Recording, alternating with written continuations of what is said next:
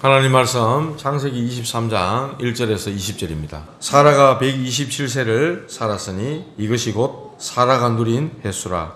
사라가 가나안 땅 헤브론 곧 기럇 가나에서 죽음에 아브라함이 들어가서 사라를 위하여 슬퍼하며 애통하다가 그 시신 앞에서 일어나 나가서 헷 족속에게 말하여 이르되 나는 당신들 중에 나그네요 거류하는 자이니 당신들 중에서 내게 그 자의 소유지를 주어 내가 나의 죽은 자를 내 앞에서 내어다가 장사하게 하시고 헷 족속이 아브라함에게 대답하여 이르되 네 주여 들으소서 당신은 우리 가운데 있는 하나님이 세우신 지도자이시니 우리 묘실 중에서 좋은 것을 택하여 당신의 죽은 자를 장사하소서 우리 중에서 자기 묘실에 당신의 죽은 자를 장사함을 그런 자가 없으리이다.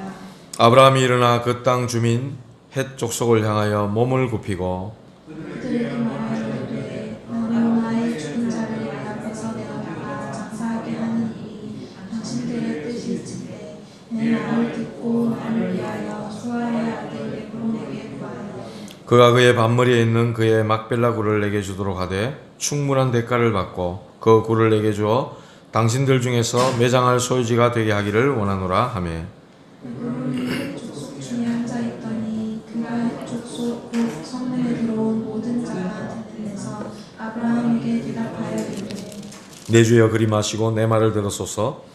내가 그 밭을 당신에게 드리고 그 속의 굴도 내가 당신에게 드리되 내가 내 동족 앞에서 당신에게 드리오니 당신의 죽은 자를 장사하소서. 아브라함이 이에 그 땅의 백성 앞에서 몸을 굽히고 그 땅의 백성이 듣는 데서 에브론에게 말하여 이르되 당신이 합당히 여기면 청하건대 내 말을 들으시오. 내가 그 밭값을 당신에게 주리니 당신은 내게서 받으시오. 내가 나의 죽은 자를 거기 장사하겠노라. 에브론이 아브라함에게 대답하여 이르되 내 주여 내 말을 들으소서. 땅값은 은 400세겔이나 그것이 나와 당신 사이에 무슨 문제가 되리이까. 당신의 죽은 자를 장사하소서. 아브라함이 에브론의 말을 따라 에브론이 헷 족속이 듣는 데서 말한 대로 상인이 통용하는 은 400세겔을 달아 에브론에게 주었더니 마므레 앞 막벨라에 있는 에브론의 밭 곧 그 밭과 거기에 속한 굴과 그 밭과 그 주위에 둘린 모든 나무가 성문에 들어온 모든 헷 족속이 보는 데서 아브라함의 손으로 확정된지라. 그 후에 아브라함이 그 안에 사라를 가나안 땅 마므레 앞 막벨라 밭 굴에 장사하였더라. 마므레는 곧 헤브론이라. 이와 같이 그 밭과 거기에 속한 굴이 헷 족속으로부터 아브라함이 매장할 소유지로 확정되었더라. 아멘. 인사 한번 합시다. 평안하십시오. 당신은 현장 살릴 전도자이십니다. 오늘은 사라의 죽음과 매장지라는 제목으로 말씀을 함께 보도록 하겠습니다. 오늘 이 본문에는 사라가 죽어서 장례를 치르기 위한 무덤, 말하자면 우리나라의 무덤과는 좀 다르죠. 굴에다가 동굴에다가 시체를 안치하고 거기에다가 동굴 입구를 막아서 무덤을 삼는 이스라엘의 그 어떤 장례, 그런 모습이 있는데 그런 사라의 장례를 치르는 그런 장면들이 오늘 본문에 아주 길게 그렇게 나오고 있습니다. 어디서 장례를 치르는가 하니까 헤브론에서 장례를 치르고 있습니다. 아브라함이 단을 샀던 곳 아시죠? 창세기 23장 18절 상수리 나무 아래, 마므레 상수리 나무 아래. 그래서 여기 보니까 마므레는 곧 헤브론이라 그렇게 나와 있죠. 아브라함이 단을 쌓고 예배하던 곳, 기도하던 곳, 언약 붙잡던 곳, 복음 붙잡고 하나님을 바라보던 곳, 거기 터전을 마련하고 장례를 지내게 됩니다. 자, 오늘 사라가 죽게 되는데 이 죽음에는 어떤 의미가 있나 한번 봐야 되겠습니다. 시대와 개인에 대한 하나님의 계획이 분명히 있습니다. 그냥 뭐 아무 의미 없이 죽는 그런 게 아니라 반드시 죽음이라는 것에는 개인에게도 시대에도 하나님의 계획이 있다는 사실입니다. 구약에 보면 아벨이 죽었어요. 아벨. 아담의 그 자녀잖아요. 아벨. 사람의 처음 죽는 장면이 아벨이 맨 처음 죽었어요. 자기 아버지 아담과 하와보다도 먼저 죽었습니다. 왜 죽었는지 잘 아시잖아요.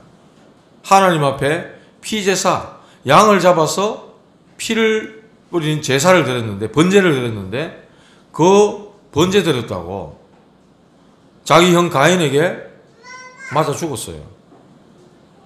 첫 순교죠. 어떻게 보면. 피제사 드리고 죽었어요. 히브리서 11장 4절에 보면은 그 예물이 증거한다 그랬습니다. 믿음으로써 그 예물을 통하여 의롭다 하심을 받았다 그랬어요. 그 피제사가 하나님 보실 때는 의로운 겁니다. 피제사를 가지고 생명을 내어드린 최초의 사람이었다는 거예요. 피제사로 순교했던 사람이었죠. 뭐 때문에 죽어야만 됩니까? 피제사. 완전 복음 때문에 아벨은 죽었던. 그래서 히브리서에는 그를 보고 믿음의 사람이다. 그렇게 기록을 하고 있고 그 예물이 증거한다고 성경이 분명히 밝히고 있습니다.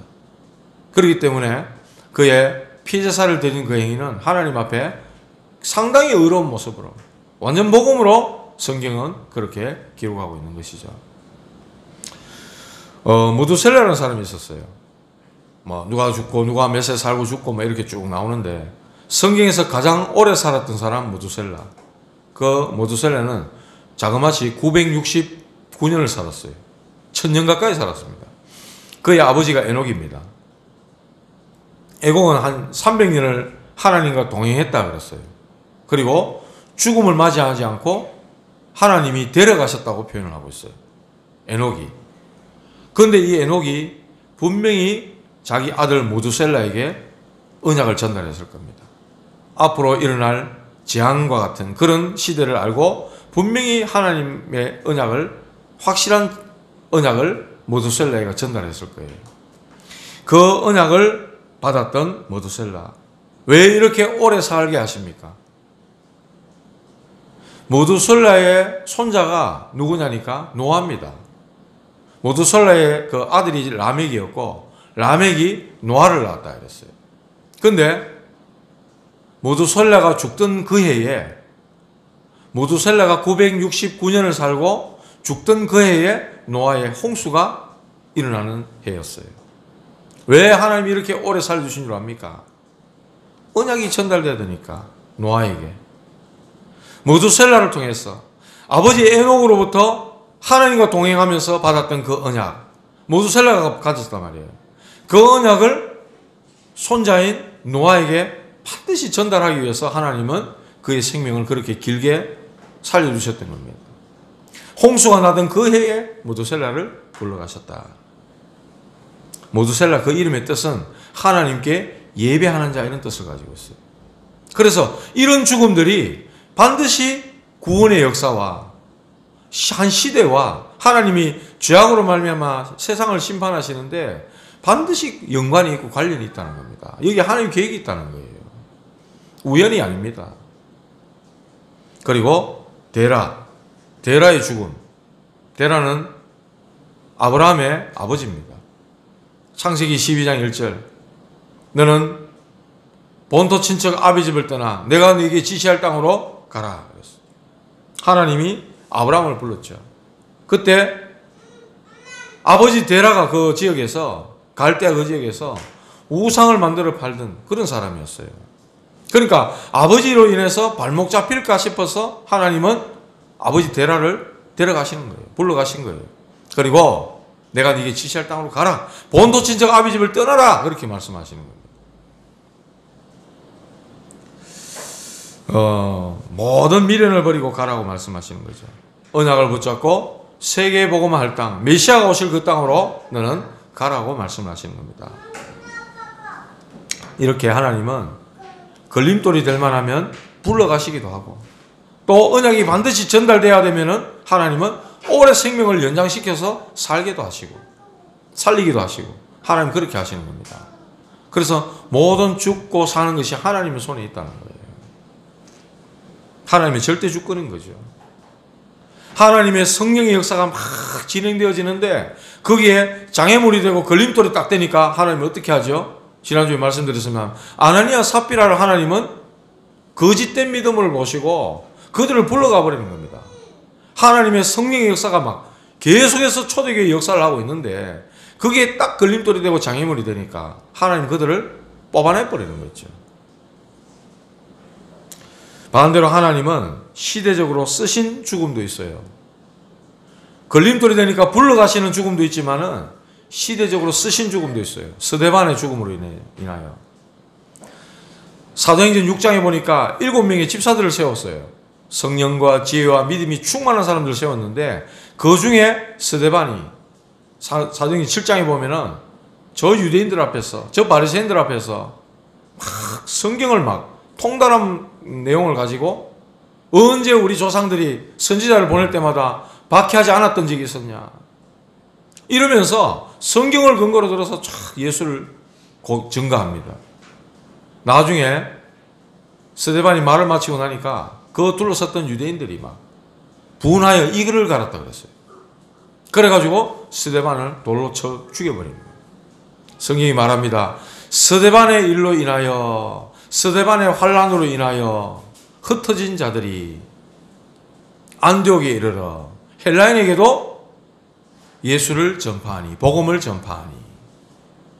뭡니까? 하나님이 스데반의 그 죽음을 인하여 드디어 그 환란과 핍박을 인해 흩어져 갔던 사람들이 이방인에게도 복음을 전하는 선교의 역사가 시작되는 놀라운 하나님의 계획 속에, 그 선교의 문들을 열어가시는 하나님의 계획 속에 하나님은 스데반의 목숨을 들어 사용하셨다는 거예요. 얼마나 하나님의 중요한 계획이 들어있습니까? 오늘 본문에는 사라의 죽음이 나옵니다.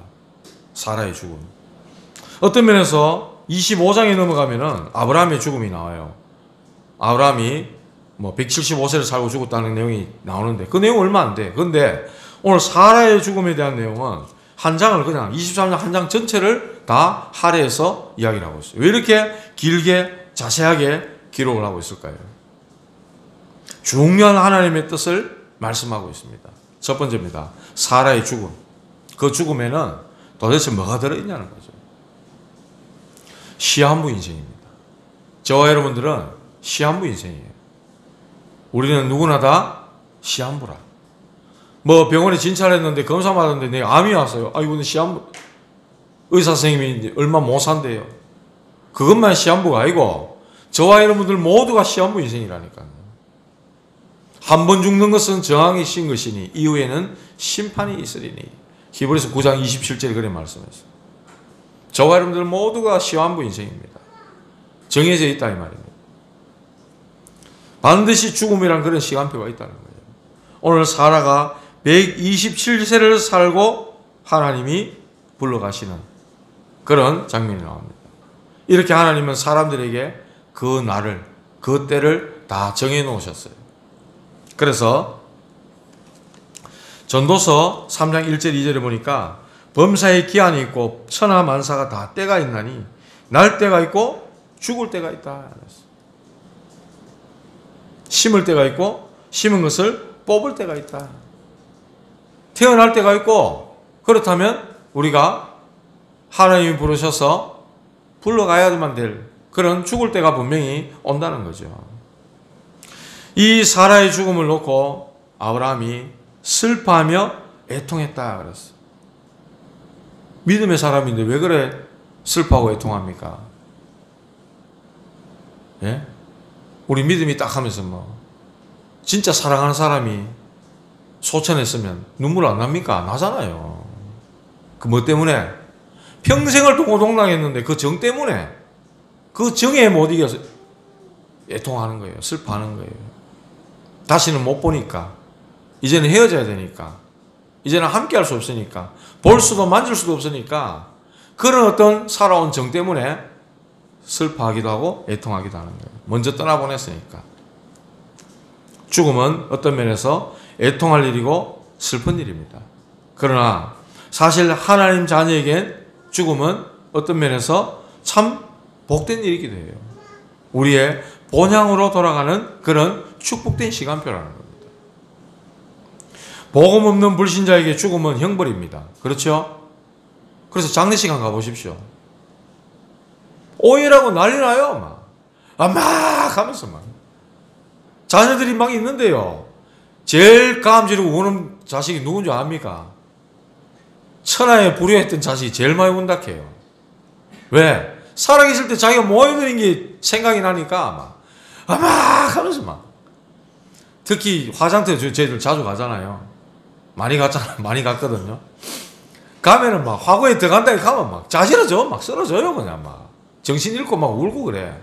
옆에서 막 끌어안고 막 부축하고 막 난리를 지어요. 불신자들한테는 진짜로 그야말로 너무너무 형벌이고 고통이고 큰일 날 일이라 죽으면요. 평생 고통당하고 고통당하다가 고난당하다가 이제 죽음이라는 엄청난 고통을 겪고 나니까 그 이후에 또 뭐가 기다리고 있죠? 영원한 고통이 기다리고 있는 거예요. 지옥. 이게 불신자들의 모습입니다. 불신자들이 죽음이라는 것을 대하는 모습이에요. 두려워 덜덜덜 떱니다. 그래가지고 임종 직전에 죽음을 맞이하는 사람을 한번 보시라니까요. 뭔가 보이는가 봐요. 그때 뭐 눈이 열리는가 봐요. 뭐 시커먼 게 왔다 그러고 뭐 그래요. 안 가려고 발악을 애를 쓰고 그럽니다. 그런데 진짜로 예수를 구주로 믿고 그 하나님의 은혜를 누렸던 사람들은 진짜 찬송 불러달라고 그러고 평안하게 가시는 모습을 볼 수 있어요. 이 죽음은 진짜 무서운 거죠. 그래서 성경은 말합니다. 히브리서 2장 14절에 보면 한평생 죽기를 무서워함으로 종로로 가는 자들을 그렇게 표현하고 있어요. 죽기를 그렇게 인간들은 무서워하는 거예요. 신자에게는 뭘까요? 옛날에 신학교 다닐 때 우리 천세호 목사님께서 질문을 하셨어요.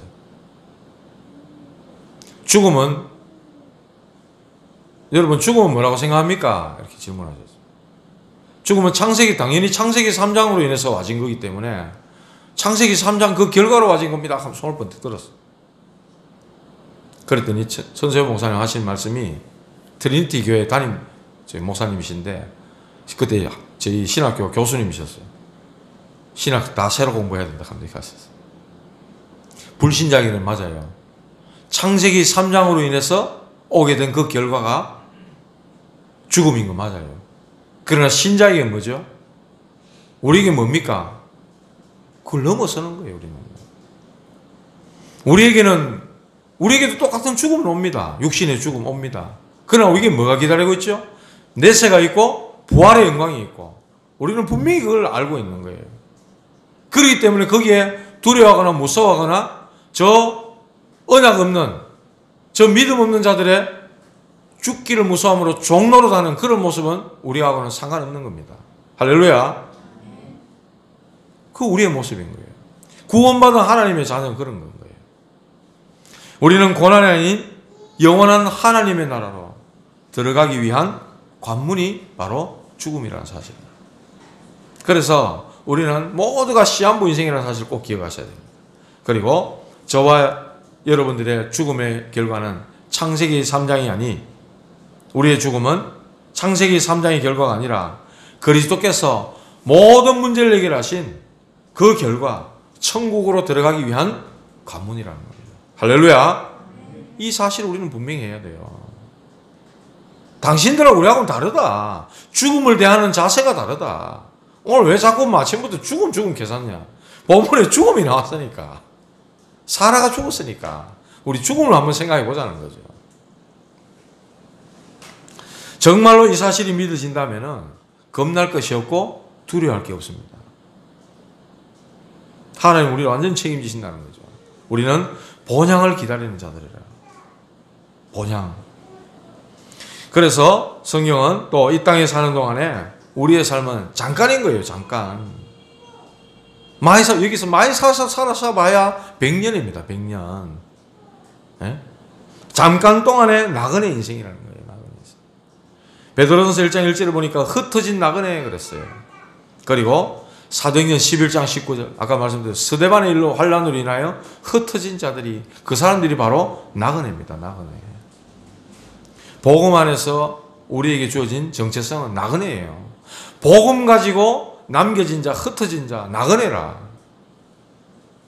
그래서 저와 여러분들은 이 땅에 살아있는 동안에 꼭 해야 되는 게 있어요. 그게 뭡니까? 구원받아야 돼요. 이 땅에 살아있는 동안에 해야 되는 것이 구원이에요. 죽고 나면 안 됩니다. 죽고 나면 소용이 없어요. 구원받을 기회는 영원히 사라지는 겁니다. 살아있는 동안에 우리가 뭘 해야 되느냐? 구원받아야 됩니다. 우리가 불신자들한테 알려야 될 내용이 이거예요. 영적 존재요. 하나님의 형상으로 영혼을 가진 존재이기 때문에 영혼을 가진 인간이라면 구원받아야 됩니다. 짐승은 그냥 잘 잡아가 그냥 먹으면 됩니다. 근데 인간은 그런 존재가 아니라니까요. 살아있는 동안에 반드시 구원받아야 될 존재가 인간이다. 그리고 하나님 자녀로서 권세를 누리는 거다. 이거 죽고 나면 못합니다. 왜? 영원한 천국에 가면 거기서는 뭐 그냥 영생의 축복을 누리며 사는 거기 때문에 이 땅에 사는 동안에 그리스도 그 이름으로 주어진 놀라운 신분과 권세를 누리는 거죠. 살아있는 동안에 누리는 거예요. 그리고 구원받은 저와 여러분들이 이 땅에서 할 수 있는 것, 죽으면 할 수 없는 것 뭡니까? 전도입니다. 전도. 예수님이 마가복음 1장 38절에 말씀했어요. 다른 마을들로 가자. 내가 거기서도 전도하리니 내가 이를 위하여 왔노라. 예수님 전도를 위하여 왔다 그랬어요. 예수님을 저와 여러분들은 주인으로 구주로 모시고 있잖아요. 우리의 삶 또한 전도하는 삶, 전도자의 삶이 돼야 돼. 천국 가면은 전도하고 싶어도 할 필요가 없어요. 왜? 다 예수 믿고 구원받은 사람들이 와 있어요. 여러분, 나 팀사역 좀 하자니. 니 아직 뭐 복음 안 됐네. 필요가 없다니까요. 천국 가면은. 살아있는 동안에 복음이 전해져야 돼요. 살아있는 동안에 나와 함께 계시는 그리스도가 간증되고 증거되고 고백돼야 되는 거예요. 그게 전도 아닙니까? 전도는 살아있는 동안에 하는 겁니다. 이 땅에서만 하는 거예요. 천국에는 불신자가 없기 때문에. 그리고 죽기 전에 우리가 받아야 될 것 뭡니까? 준비해야 될 게 있어요. 천국에서 누릴 상급. 그 상급은 살아있는 동안에 준비하는 겁니다. 바울은 말씀했어요. 너희들이 나의 면류관이다 그랬어. 천국의 상급이라 그랬어. 성경 또 말씀합니다. 예수님 직접 말씀했어요. 전도자에게 냉수 한 그릇 떠다드리는 그 작은 것도 상을 잃지 않는다고 분명히 말씀했어요. 우리가 죽음 이전에 이 땅에서 반드시 준비하고 꼭 해야만 되는 것, 구원받아야 되고 하나님의 자녀로서 신분과 권세 누리는 것이고 그리고 전도운동하는 것이고 우리는 상급을 이 땅에서 살아있는 동안에 준비해야만 된다는 거예요. 잠깐 사는 동안입니다. 이 땅이. 인생을 걸고 하는 것이 바로 우리의 인생을 걸고 해야 되는 것이 전도운동이라는 겁니다. 그래서 하나님이 이 죽음을 앞두고 우리에게 이 축복을 천명, 소명, 사명으로 우리에게 맡기신 겁니다. 이걸 누리는 남은 자의 인생. 이것을 바로 흩어진 나그네 인생이라고 얘기하는 거예요. 이걸 누리는 거루터기 인생. 남은 시간 동안에 여러분들의 남아있는 인생 동안에 변함없이 변질되지 않고 살아가시기를 주님의 이름으로 축복합니다. 두 번째입니다. 매장지. 오늘 이 사라를 위해서 아브라함이 매장지를 준비하는데 보니까 그 행하는 모습들이 완전 전도자의 삶이라. 아브라함의 삶이 전도자의 삶이에요. 보니까 23장 5절에 보니까 해쪽 속에서 아브라함이 그렇게 고백을 합니다. 나는 당신들 중에 나그네요. 거류하는 자이니. 그랬어요. 아브라함 자기 자신 스스로는 나그네다. 거류하는 자다. 이렇게 말하죠. 당신들 중에서 내게 매장할 소유주를 주어 내가 죽은 자의 주를 잘 장사하게 해달라. 누구들 앞에서 갑니까? 해쪽 속 앞에서 지금 이 말을 하는 거예요. 해쪽 속이 살고 있는 그 속에 들어가서 지금 거주하고 있다는 거예요. 이 땅이 어디입니까? 가나안 땅. 하나님이 약속하신 그 땅에 지금 와 있는데 자기는 나그네로서 거류하는 자로서 지금 여기 와 있다는 거예요.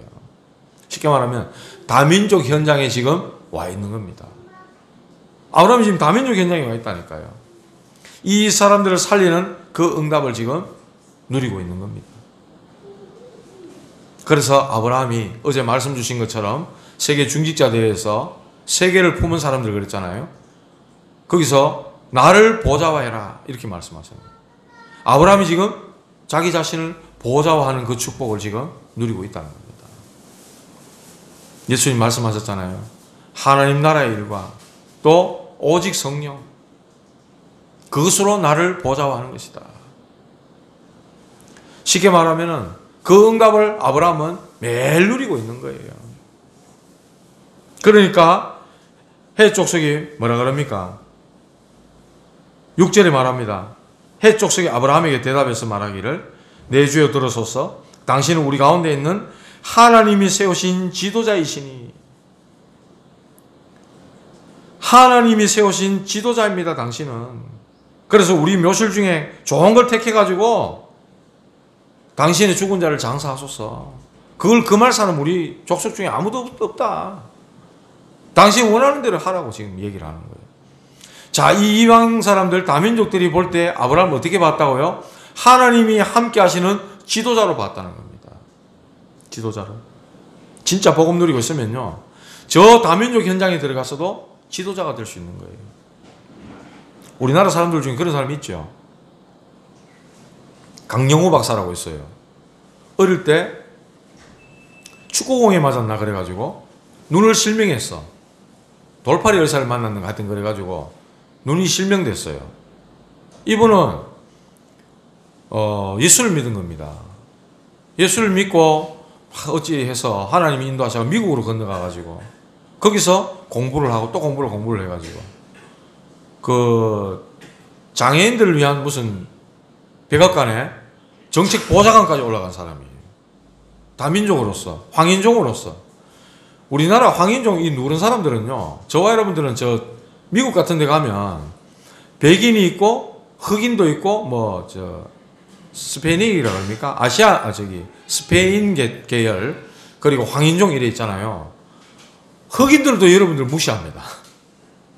그 세계 최고 강대국 미국이 인종차별을 하는데 뉴스 나왔잖아요. 얼마 전에 코로나 때문에 중국 우한에서 코로나가 시작됐다고 아시아 계통 사람들을 막 묻지마 막 그냥 폭행을 가하고 뭐 햄버거 먹고 있는데 와가 막 때려버리고 길 가고 있는 할머니를 갖다가 막 무차별 그냥 막 폭행하고 이런 뉴스들 보셨잖아요. 그만큼 여러분들 무시하는 거예요. 흑인들도 무시한다니까요. 저것들도 인종차별 그래 받으면서 아시아 계통을 그래 무시한단 말이죠. 그런 사회에 들어가가지고 백악관에 무슨 그런 장애 정책에 무슨 보좌관이 됐다. 이거는요 대단한 겁니다. 그런데 하나님이 그 사람이 진짜 믿음의 사람이거든요. 기도의 사람이거든요. 앞에 안 보이는 맹인이라니까요. 그런 분을 그런 자리까지 세웠다니까요. 두 아들 축복하셔가지고 나는 우리 아버지 저 눈을 고쳐줘야 되겠다. 아이들이 어릴 때부터 그런 믿음을 딱 가지고 있으니까 두 아이들이 의사가 되어 있는 거예요. 그런 식으로 저 이방의 다민족 현장에 아브라함을 하나님이 지도자가 되도록까지 인정받도록 만들어버리는 거죠. 복음 누리고 하나님의 자녀로서의 이런 복음 누리는 축복이 있으니까 나를 보좌하는 축복이 있으니까 하나님 이런 자리까지 세워버리는 겁니다. 그들 입으로 말하는 거잖아요. 하나님이 함께하는 세우신 지도자다 이렇게 말합니다. 그러면서 땅을 정해가지고 묘실을 택해가지고 장사 지내라 이러니까 아브라함이 8절에 그래 말합니다. 그 땅 주민에게 일어나서 몸을 굽혀 절을 하고 하는 말이 저 8절 후반부에 보면은 나를 위하여 소할의 아들 에브론에게 구하여 이렇게 말하고 있어요. 소할의 아들 에브론에게 구하여 그의 반머리에 있는 그의 막벨라 굴을 내게 주도록 하라. 전도 대상자를 정확하게 다 파악하고 있다는 겁니다. 어느 지역에 누구 아들, 그 땅이 누구 거라는까지도 다 알고 있는 거예요. 전도 현장을 정확하게 다 분석하고 파악하고 있다는 겁니다. 우리가 이 지역에 살면서, 우리 지역에 복음을 하면서 우리가 진짜 제대로 알고 분석하고 진짜 우리가 살리려면 그 대상자들에 대한 정확한 파악과 기도가 있어져야 된다는 거예요. 아브라함이 그런 삶을 살았다는 거예요. 그러면서 매장지를 자기가 돈을 주겠다고 얘기하는 거예요. 충분한 대가를 주겠다고 얘기하는 거예요. 그런데 좀 넘어가서 뭐라고 하냐니까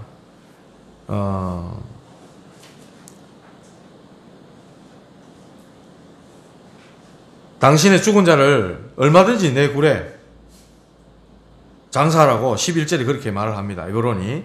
에브론이 모든 해쪽 속이 다 듣고 있는데 그 성문에서 아브라함에게 대답하기를 내 주여 그리 마시고 11절에 내 말을 들으소서. 내가 그 밭을 당신에게 드리고 그 속의 굴도 내가 당신에게 드리되 내가 내 동족 앞에서 당신에게 드리오니 당신의 죽은 자를 장사하소서. 이렇게 얘기를 해요.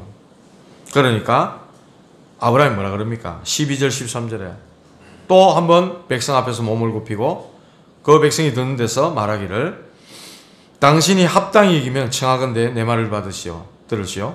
내가 그 밭값을 당신에게 주리니 당신은 내게서 받으시오. 그 밭의 값을 내가 지불하겠다. 정당하게 지불하겠다는 거예요. 상당히 아브라함이 배려하는 모습이 보이죠. 이 소알의 아들 에브론은 그냥 그 밭에다가 장사해라 이렇게 말을 하는데 아브라함은 그 값을 지불하겠다고 얘기를 합니다. 베드로전서 3장 15절에 보면 이런 말씀이에요. 너희 마음에 그리스도를 주로 삼아 거룩하게 하고 너희 속에 있는 소망에 관한 이유를 묻는 자에게는 대답할 것을 항상 준비하되 온유와 두려움으로 하라. 우리가 그리스도를 말하고 현장에서 그리스도만 말하니까 사람들이 막 우리를 향해 욕합니까? 저는 그런 사람 보긴 봤어요.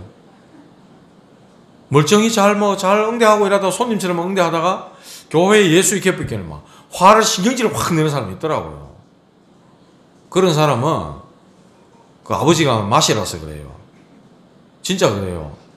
얼마나 찌들어 잡혀 있으니까 예수 하는데 그냥 그걸로 화낼 일입니까 그게. 그런 사람이 있어요. 근데 우리가 현장에서 복음 전해보면은 왜 욕을 얻어먹습니까? 그리스도 모든 문제 해결 쫙 하는데 욕을 합니까? 그것보다도 우리가 배려를 안 하기 때문에 그래요. 상대방들을 배려를 안 하기 때문에 그래요. 장사하는 집에 들어가가 뭐 어쩌고 많잖아고 막 계속 장사하는 사람은 손님으로 여깁니다. 돈 버는 게 목적이에요. 그런데 돌아가 막 극하니까 재수 없다는 거죠. 쉽게 말하면. 그런 배려를 안 하니까 신경질에 화를 내는 겁니다. 다락방이 초창기에 좀 막 그렇게 막 하니까 사람들에 대한 배려 없이 막 그냥 은혜 받고 너무 충격받아가 그런 모습도 있죠. 온유와 두려움을 하고 그랬는데 그런 어떤 우리의 배려 없음으로 인해서 욕을 얻어먹는 것도 많이 있는 거예요. 아브라함 지금 정말 배려를 하는 거예요. 그 값을 내가 정당히 지불하겠다. 그러면서 이제 그 밭을 사는 겁니다. 그 밭을 살려고 하니까 뭐라 그럽니까? 15절에 주여 내 말을 들어소서. 땅값은 은 400세겔이나 된다 그래요. 약 오늘날의 돈으로 한 사람이 약 한 20억 된다 그래요. 그 막벨라 굴이 필요한데 지금 이 누굽니까? 소알의 아들 에브론은 그 밭과 그 굴과 다 주겠다는 거예요. 다 사가라는 거야, 쉽게 말하면은. 그래가지고 아브라함이 약 20억이나 되는 돈을 주겠다는 거죠. 그렇게 해서 지금 장례를 치를 그 밭과 그 막벨라 굴을 사는 겁니다. 그래서 장례식을 치르게 되는데 이스라엘은 평생을 장막에서 살았죠. 애굽에서 빠져나와가지고 광야길을 걸어가면서 보니까 평생에 장막을 이래 살았어요. 매장지는 돌로 만든 겁니다. 이스라엘은 굴로 만드는 거죠. 돌로 내부를 쌓고 거기에다 시체를 두고 입구를 막아가지고 돌로 막아가지고 두는 그런 무덤을 만들었는데 단순히 죽은 게 아니죠. 정말 약속의 땅에 묻히게 됐다는 거예요. 하나님이 약속하신 그 땅, 그곳에 묻혔다는 것을 이야기하는 겁니다. 자기 소유를 너무나 확실히 하고 있다는 거죠. 사라가 단순히 죽은 걸 말하는 게 아니고 약속의 땅에 묻혔다는 것을 말씀하는 거예요. 언약대로 그들의 조상들이 살고 죽고 또 매장된 그 약속의 땅임을 분명히 깨닫게 하기 위해서 하나님이 이 말씀을 이렇게 길게 기록하고 있는 겁니다. 약속의 땅에 묻혔다는 그것을 증명하기 위해서 막벨라 동굴을 돈 주고 사는, 매입하는 그 과정을 상세하게 기록을 하고 있고 이것을 아브라함은 확증시키시는 거죠. 확증하는 것이죠. 이걸 뭘 말하는 겁니까? 우리의 이 땅의 삶은 그야말로 나그네와 같은 삶, 천막 치고 텐트 치고 잠시 잠깐 사는 그런 삶인데 우리가 가야 할 영원한 하나님의 나라는 영원히 흔들리지 않는 영원한 천국, 그것이 바로 우리가 머물러야 될, 영원히 머물러야 될 곳이라는 거예요. 그걸 암시적으로 말씀하고 있는 거예요. 그래서 그것이 바로 영원한 기업이 되게 하겠다고 말씀하는 겁니다. 오늘 제가 기원할 때도 읽었지만은 창세기 17장 8절에 보면 그 내용이 나오는 거예요. 창세기 17장 8절에 내가 너와 네 후손에게 네가 거류하는 이 땅 곧 가나안 온 땅을 주어 영원한 기업이 되게 하고 나는 그들의 하나님이 되리라. 아브라함이 오늘 이 매장지를 사기 전까지는 땅이 하나도 없었어요. 약속된 땅으로 가라. 내가 너와 네 후대에게 영원토록 주겠다. 그렇게 말씀을 계속 하셨는데 아직도 땅 한 평도 안 주는 겁니다. 그런데 이 막벨라 굴, 그 밭을 사면서 은 400세겔을 주면서 완전히 확정하는 것은 오늘 하나님이 말씀하신 대로 네가 거류하는 이 땅, 그 가나안 땅을 네게 줘서 영원한 기업이 되게 하겠다고 말씀하시는 거예요. 왜 그 땅이 그렇게 중요합니까? 예? 왜 그 땅이 그렇게 소중하냔 말이에요. 그곳에 바로 메시아, 온 인류를 구원할 그리스도가 오실 땅이기 때문에 그 땅이 너무나도 소중하다는 것입니다. 그 약속하신 말씀이 오늘 성취가 되어진 거예요. 복음을 회복할 땅, 그 가나안 땅이 바로 복음을 회복할 땅입니다. 그 땅을 영원히 놓치지 말라는 거예요. 우리의 이 땅의 삶은 정말 잠깐입니다. 저희가 이사를 했어요. 이번 주간에, 지난 주간에, 화요일날. 월, 화, 수. 월요일 날씨 짱짱이 이래 좋았고, 수요일 날씨 엄청 좋았는데, 화요일만 비가 막 많이 왔어요. 이사를 옥포로 했습니다. 완전 새 집으로 들어갔어요. 내 집이냐? 아닙니다. 공공 임대로 들어갔어요.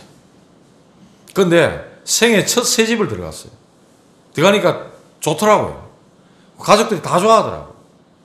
그런데 잠시 잠깐입니다. 저거요, 100년이 뭡니까? 한 10년만 살아보면요, 여기저기 뭐 깨지고 노후되고 녹슬고 다 새 거라서 다 좋더라고요. 왜냐면 이때까지 다 우리 헌데 살았거든. 그런데 새 집이 들어가니 너무 좋더라고. 그런데 이 땅의 거는 잠깐이라 이 말입니다. 하나님의 나라 영원한 걸 바라보고 살아야 된다는 거예요. 오늘 그 말씀을 하고 있는 거예요. 가나안에서부터 시작된 이 복음 운동이 전 세계로 복음화되어질 것이다. 이걸 언약으로 붙잡아라. 그래서 성경에는 씨에 대한 이야기를 계속합니다. 내 씨가 대적의 성문을 차지할 것이라. 내 씨가 하늘의 별과 같고 바다의 모래알 같을 것이다. 내 씨가 그렇게 번성하게 될 것이다. 계속 그런 말씀들을 하시는 거예요. 그만큼 그 씨를 이어가고 그 대를 이어가는 것이 중요하다고 계속해서 말씀을 하시는 것입니다. 왜 그렇죠? 그리스도가 그 씨를 통해 오실 것이기 때문에. 어디에요? 이 약속된 땅에 오시기 때문에 너무나도 중요하다는 것이죠. 사단의 권세를 꺾고 대적의 성문을 차지할 거니까. 그래서 후대에게 전달하라는 겁니다. 그 땅의 언약을 후대에게 두고두고 기억하게 하라는 겁니다. 이 땅으로 다시 돌아와야만 된다는 거죠. 왜냐? 사라가 지금 여기 묻혔어요. 아브라함이 죽고 난 다음에 25장에 나옵니다. 이곳에 묻히게 됩니다. 이삭도 여기에 장사되고 야곱도 여기에 장사되고 요셉은 심지어 뭐라 그런 줄 압니까? 창세기 50장에 제 끝에 보면 내 여기서 나갈 때 애굽에 있었잖아요. 여기서 나갈 때 내 혀골을 메고 나가라. 그리고 여기에 묻어달라고 마지막 유언을 그렇게 합니다. 왜 여기에 묻혀야 되고 왜 여기를 돌아가야 됩니까? 언약을 말씀하는 거예요. 언약. 그만큼 이 장례 치르는 이곳이 중요하다고 말씀하는 거예요. 후대에게 뭘 남겨야 됩니까? 언약을 남겨야 됩니다. 내 후대에게 저 세탁한 아파트를 남겨라? 필요 없어요, 그거. 100년도 안 가는 거예요. 100년이 뭡니까? 20년도 안 됩니다. 한 30, 40년 가면 재개발해야 돼요. 이 땅의 끈은 그렇다는 겁니다. 하나님 우리에게 분명한 약속으로 후대에게 유산이 되도록 남겨라는 겁니다. 말씀을 맺겠습니다. 오늘 저와 여러분들이 꼭 붙잡아야 될 말씀은 넷에 대한 큰 소망을 가지고 우리가 남기는 자가 되라는 거예요. 뭘 남겨야 되냐? 사라가 127년 살았어요. 그 이름이 뭐라 그랬죠? 사레에서 사라로 이름을 바꿨어요. 열국의 음이다 그랬어요. 열국의 세계의 음이다 이런 뜻, 어머니다 이런 뜻이죠. 말하자면 어떻게 뭐 좀 표현을 조금만 달리 하면은 다산의 여왕이다 이런 뜻이 또 포함되어 있는 거예요. 그런데 다산은 그냥 딸랑 꼴랑 이삭 한 명 딱 나잖아요. 근데 이삭 한 명을 통해서 누가 와요? 메시아 그리스도가 오시는 엄청난 이 축복 속에 선 거예요. 이삭 한 사람 남겼다니까요. 이 사라는 그게 어마어마한 축복이 되는 거예요. 저와 여러분들은 뭘 남기실랍니까? 교회를 남기시기 바랍니다. 어떤 교회? 정확한 언약을 전달하는 교회. 저와 여러분들은 성경적인 전도운동 남기시기 바랍니다. 저와 여러분들은 렘넌트 제자 남기시기 바랍니다. 오늘 이 말씀 가지고 여러분 뭘 남기랍니까? 나는 도대체 뭘 남기고 갈까? 이걸 남기기 위해서 나는 뭘 할까?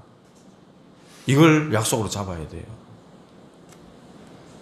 스데반은요, 언약 굳게 붙잡았어요.